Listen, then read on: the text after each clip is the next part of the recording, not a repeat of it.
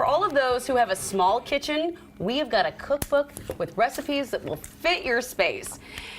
Mahle just released her tiny kitchen cookbook and shared a simple but tasty dinner recipe that is super easy to put together. So we're making a really simple one-pot dish. It's roasted pepper with some sausage and cheese and a little tomato on top. And I can talk about the different bits as we go along here. So the first is to just open the pepper up, take the seeds and the little fleshy bits out. Okay. And then if they don't want to stay flat, like this one doesn't want to behave itself, it doesn't want to stay flat. So I'm just going to shave the tiniest bit on the side off so it stays. So now they can be friends. And then I've got some, so the recipe calls for linguiça. And I've today switched it up a little bit, and I have some chicken and applewood smoked sausage. And then I love that. A little feta to go on top.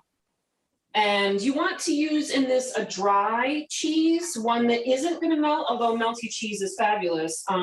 In this instance, the white of the cheese kind of looks nice with the color. With the red, the contrast. Yeah, exactly. And then I oftentimes will put just the tiniest little sprinkle of salt on top of the tomatoes. And then they go into a pan, a little olive oil on top of that. I don't have all that many pans, so I've got a little big pan that I'm using for this one. So that would just go into the oven. And I've got one kind of hanging out in the oven to show everyone. I love it. And I mean, we were talking about this. We love a one pan recipe. Like, I mean, makes life so much easier, no matter the size of your kitchen.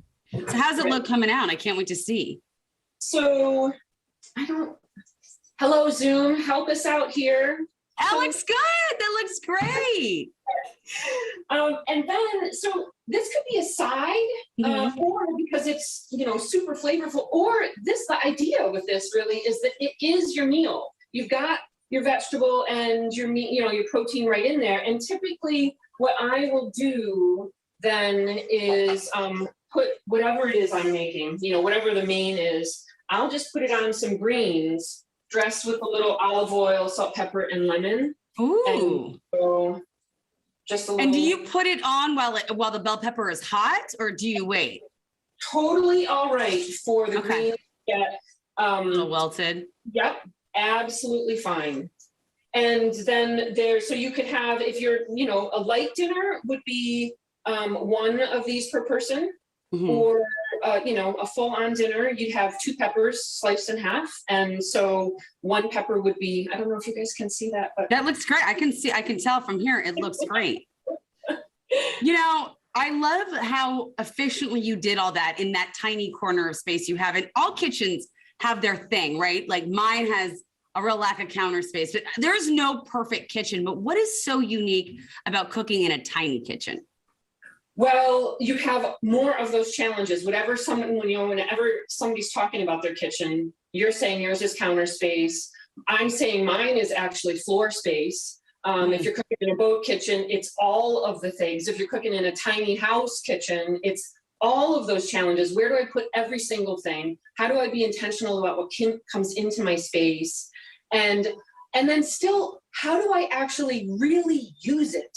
So what are things that I need in my kitchen for sure? Like a pan this size when you're cooking for 2 people is essential, but 5 pans that size, not so much. Yeah. You're not making a Thanksgiving dinner in that tiny kitchen, are you? As a matter of fact, I am, and I do cook for a ton of people in this kitchen often. And I love that. Yeah, it's good. It's like, to me, the bigger, the more, the merrier. It's as long as the people can fit in, I can figure out how to serve them.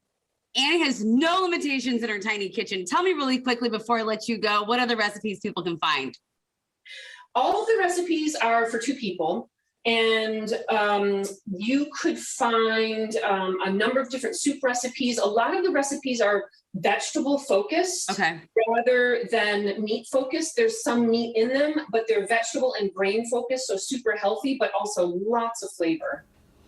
So Annie's recipe for her stuffed peppers is up on our website right now. And just a side note, our producer, Joseph, actually made this for dinner the day we taped the interview. And he said it was really easy to put together and it was very tasty. Look at that right there.